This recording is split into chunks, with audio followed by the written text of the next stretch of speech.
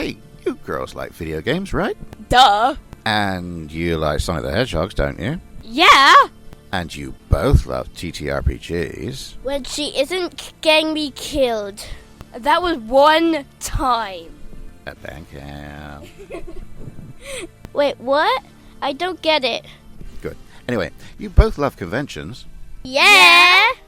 Sonic Fan Fest is back. This time, they're heading to the Future Inn, Cardiff Bay on the 20th of June 2026 for a special Sonic birthday bash, with special guests including Breton Boy, Sonic Paradox, Ferran Rodriguez, Dring Kitu, and TJ Davis. But listeners of this podcast will be most interested to know that the whole of the My Daughter's Keeper team will be there to run Sonic the Hedgehog Battle at the Bot Factory, a Sonic Satan-based Groton homebrew.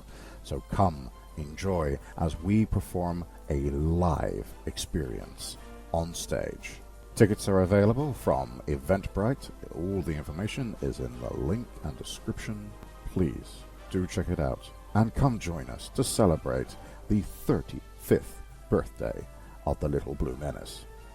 Can you feel the sunshine? No, absolutely not. I'm not paying royalties. Stop that right now. It's Patreon shout-out time. This goes out to Karen Morgan and Daniel Gregory. Thank you very much for your continued support. And if you'd like to get in on this action, then go over to patreon.com/My Daughter's Keeper.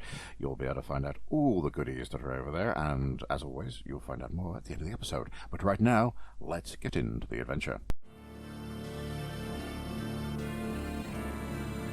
My Daughter's Keeper presents Dark Lullaby, part of the Sounds of the Dark Goddess campaign, a 7th edition modern Call of Cthulhu scenario by Ruben Calante and Enrique Camino. Episode 4.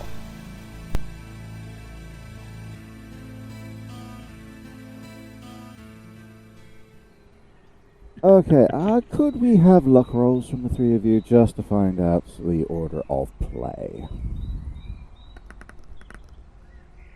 Sure. 40. 53. Okay. Damn, Stevie. Alright then, it looks like we are taking Kody first then. Kody was heading for the church, if I remember correctly. Church/historical reconnaissance, really. Yeah. Looking for any like monuments and stuff along the way as well to the church, or plaques that denote any key dates or something that might be relevant to the post-it note or to Amber in general. Yeah, as you begin approaching the church, you can see that the nave has been completely restored, but the bell tower has still has some scaffolding around it. The bell tower roof is not there, and it clearly doesn't have a bell in it either. From outside, you can see that there's still some signs of fire damage. The restoration has obviously been sympathetic and perhaps attempting to maintain as much of the original structure as possible, even when they perhaps shouldn't have. Do you want to explore the grounds before you enter the church? Yeah, I think I would walk around and just kind of look to see if there's any name. I'm assuming if it's in a small sort of churchyard, there probably is gravestones as well. So I might try and spot any names I might know from books, history that I've read about of the Massachusetts area. Mm-hmm. As you begin to wander around, you can see that there's a cemetery at the rear, and to one side there's a new vestry that's been built. There's a small vegetable plot with some blue wooden beehives. Do you want to take a look at this cemetery first, then? Yeah, I think I'd take a look at the cemetery first, just because that's where history tends to be. Yep. As you head that way, you pass a plaque on the wall that says that in 1987, a fire burned down the vestry and part of the church. The fire spread through the town in general, causing a great deal of damage. including the death of Father Flattery, who was the priest here at the time. It was a huge tragedy. There was never any answers to the investigations of what caused the fire. The old vestry archives were unfortunately destroyed in the process, which included, of course, the register of births and deaths.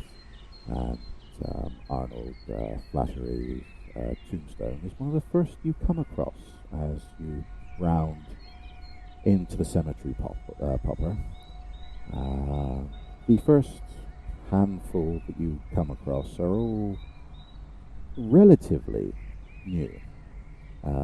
There's a definite grouping which seems to be dated between 1980 and 1986, and upon each of them is the Latin inscription Memoria Mortis Sum. I have Latin skill, so give me a roll. I will roll. I do not know the Latin. Oh. This is the one time. One time in Bandcamp. It's almost as if you had an AI computer in your pocket which can check these things out for I you. do also have my phone I could actually probably use to check. Yeah, you could do that. Rock, is this true? Yeah, I might pull out my phone and just like go into my sort of notes or like I'm assuming as a history professor I probably have some kind of Latin index somewhere. Probably also to have reach off Google my Translate memory. on your phones. Oh yeah, well exactly that too. And so I probably would just go and try and do it with that. Yeah. When I just can't remember it. You hover over and yeah, it does its funny little bleep blip blip blip, and you see the words "I died of love." That is the translation. Well, that's sweet in its own way, I guess. But there doesn't appear to be anything else of any particular interest here. Alright. I guess I'll head into the building. If I can. Yeah. Oh, yeah. The door is actually open. If they're open. Yeah. The door to the vestry is open. Cool. And your footfalls on the stone flags very quickly draw the attention of the priest, and he looks up from whatever it is he's doing. With a big smile on his face, he comes over. Welcome to St. Paul's. What brings you here, my dear? Oh, hi. Really, I'm just kind of following up on the loss of one of my friends. She visited this town not too long ago, and she actually was. She couldn't remember the name of this little town here, and well, we're looking for some of her missing artifacts and effects, and maybe learning what's going on with her. So I thought it'd be good to learn some more about the history of this place and why she might have stopped here before her passing. Certainly, my child. And he holds out a hand to shake your hand. I'm Father Bouchard. I'm the rector here at St. Paul's. Kody Nelson, history professor. Pleasure to meet you, Kody. What could I tell you? What information can I provide for you? Well, I guess I'd like some general history of this place. It's quite unusual in Massachusetts to have such a native mingled, town. And I would like to actually know where that started from. And if I remember correctly, there are quite a few folklore that originate from this sort of part of the state, so it'd be great to learn some more about that as well. Oh, indeed, my child. Indeed, that is the case here. It was shortly after the fire in 87 that this place came alive, and the communities all around came together, because it wasn't just the church that burned. Oh, no, sirree, it was not. Unfortunately, some of our native community members, they were hit some of the hardest, as it was their end of town that got hit by the fire. Yeah, shanty towns and traditional wooden construction and all that. And unfortunately, that was how my predecessor, Father Flattery, he unfortunately passed most trying to save the church and the old town. And he was the historian here, but unfortunately, he is no longer here to be able to answer your questions for you. But he was something of a historian and a folklorist himself. If I remember correctly, he published a couple of books about it.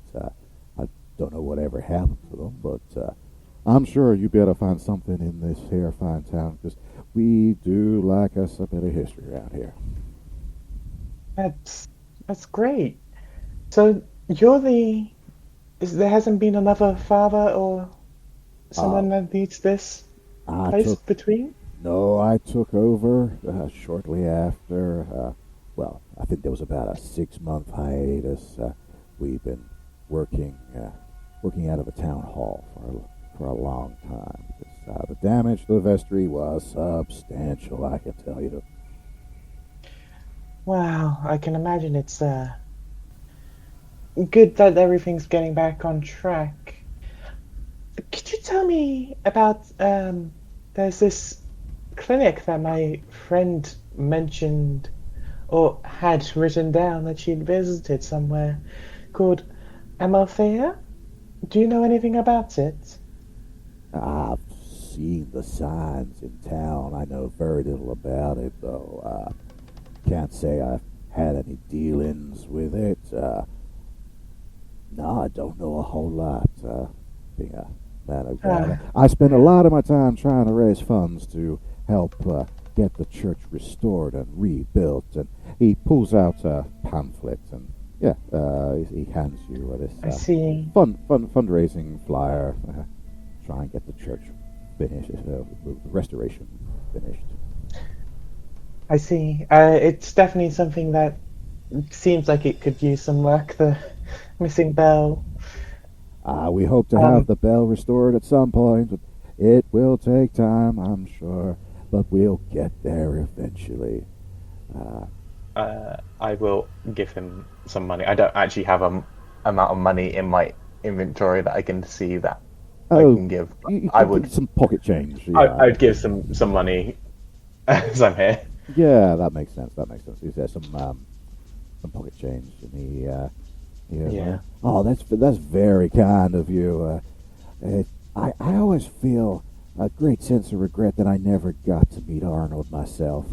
Father Flattery had a fantastic reputation in this town. According to the local residents, he was a cultured man, interested in local history, and his death left a horrible hole in this town, and his family left shortly after the tragedy. All of them except, I believe it was his niece, who works in. I believe she works in one of the bars here in town.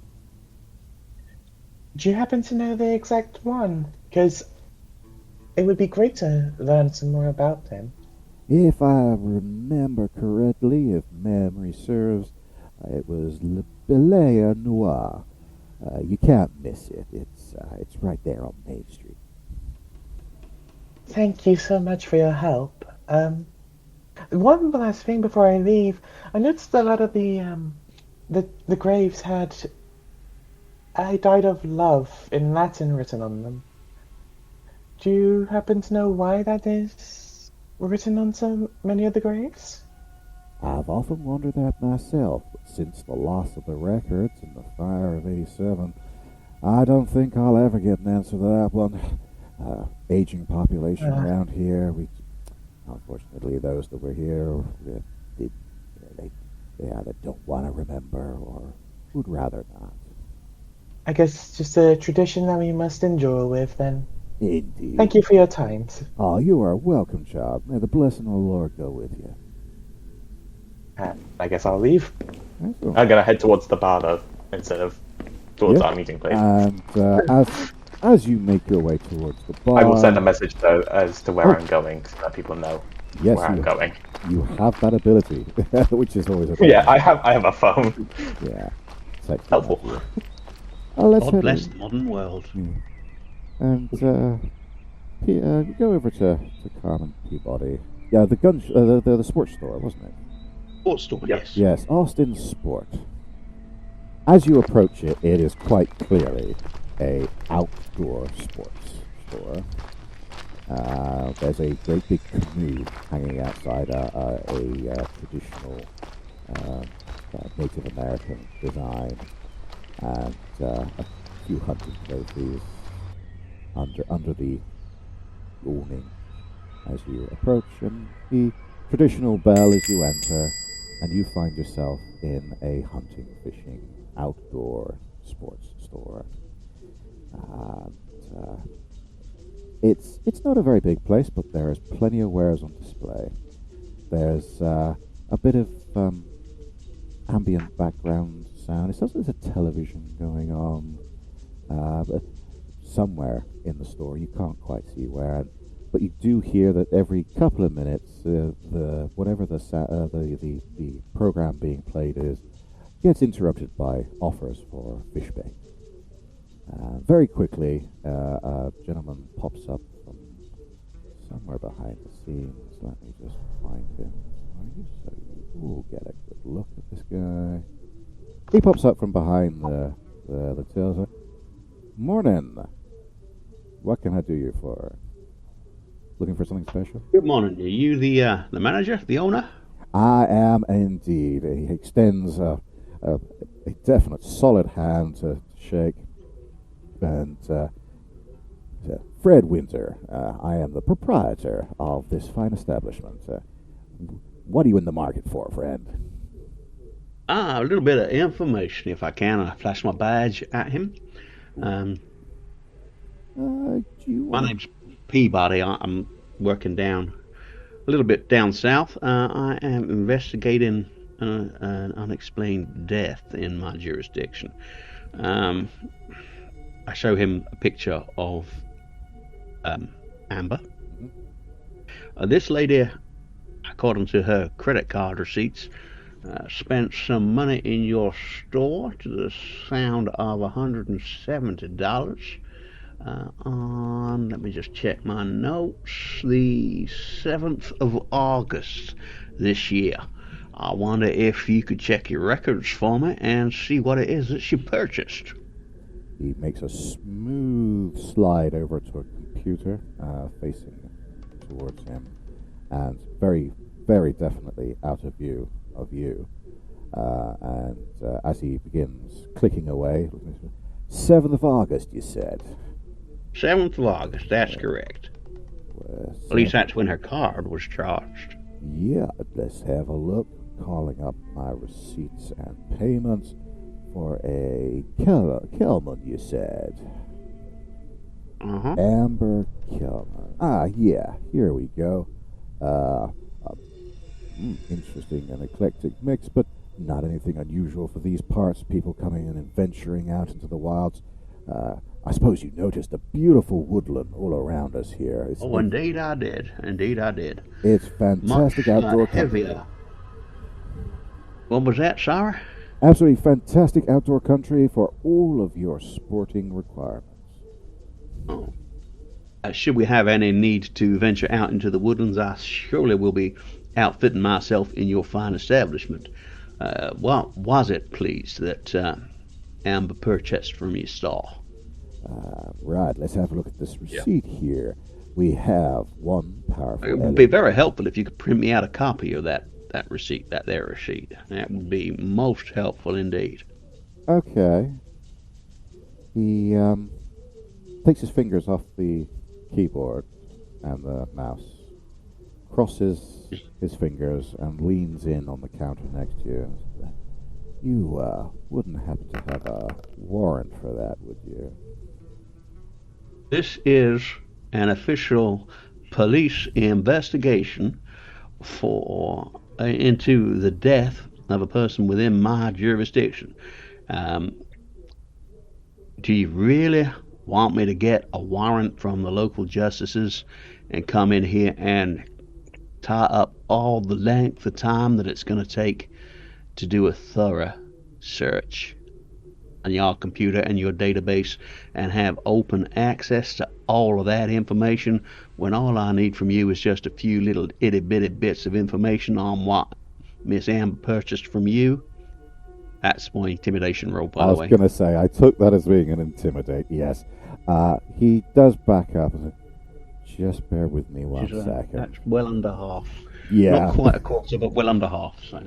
Yeah, I think a hard pass is more than enough.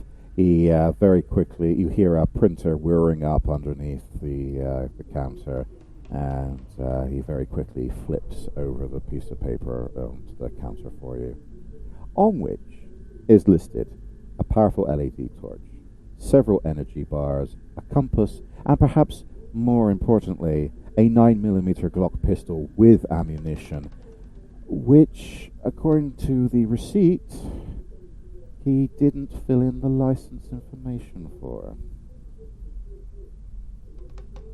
Which you would know See why you didn't want to hand this silver to me, Fred. Look, That's a felony right there. Now, you said this list of equipment is not uncommon in this area. Can you tell me why somebody would want to buy a self-defense sidearm to go hunting? the little lady came in here and she seemed to be very scared of something. I don't know what. Business has been slow this season. I needed the sale. I know I shouldn't have done it without full license and registration and the clearance period, but come on, man. Sale's sale.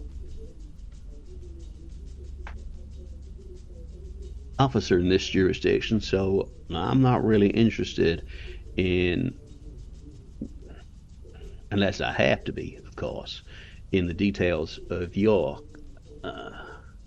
bending of the local rules. I come, as you could probably tell, from a little bit further south, where carrying guns is more of a natural thing. I think everybody from 14 upwards carries a gun of some kind at some point in Louisiana and Alabama and Mississippi. It's almost as bad as Texas, almost as good as Texas, depending on your point of view. Up here in the Yankee states, it's less common, but rifles common. Pistols, self-defense weapon. Pistols are if you're scared of something and you want to protect yourself. Did she give you any indication as to what she was scared of? Because you obviously felt something for this young lady.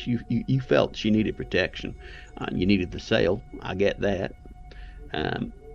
But you wouldn't have done it if you didn't think you could at least shoot the gun in the right direction. What can I say? Pretty woman. She looked to be, expecting. I thought maybe she was in trouble with her old man or something, but she was. I gotcha. Okay. So she was clearly pregnant at the time she came into your store. Yes, sir. Yeah, indeed. Yeah. She would have been about, according to our records, she came here to the fertility clinic that used to be here, closed up in April. What do you know about that establishment? Nothing really. I don't think I had any of them as customers. Can't say I ever saw a lot of people going in and out of there, given that it's practically across the street, or was practically across the street. Quiet place.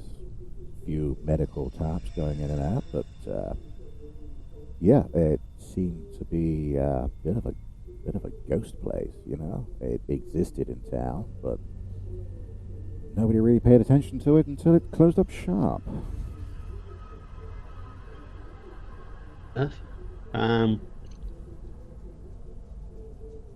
Hey, well, I want to thank you for your cooperation.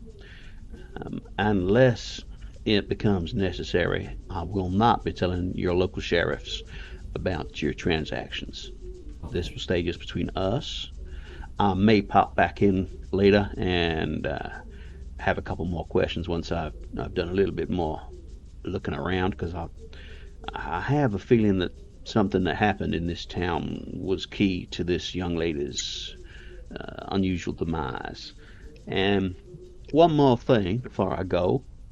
Does the phrase "mother with a black face" mean anything to you? Is that a local spiritual, cultural reference? I mean, I see you are quite well integrated with the local native population, which is very laudable. But does that phrase, "the mother with the black face," does that have any relevance to you? That was a waste of a critical success there. He looks like he's seriously racking his brains. I wish I could say that means something to me, but nah, I'm sorry. I can't say it does. I'll tell you what, though. If you're looking for information about the native people, I suggest you pop to the Beetroot Cafe. They've got quite an extensive library of history books and folklore. Really? Yeah. It's sort of our unofficial library, as well as being the social hub of the town. Well, okay. I will take your advice, and I will pop up there. I was going to meet my colleagues there in a little while anyway, so I want to thank you, Fred, for your time, and you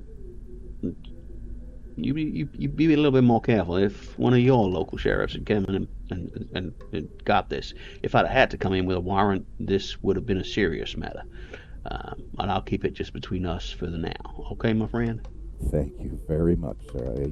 And he gives you a very firm and solid handshake as you depart.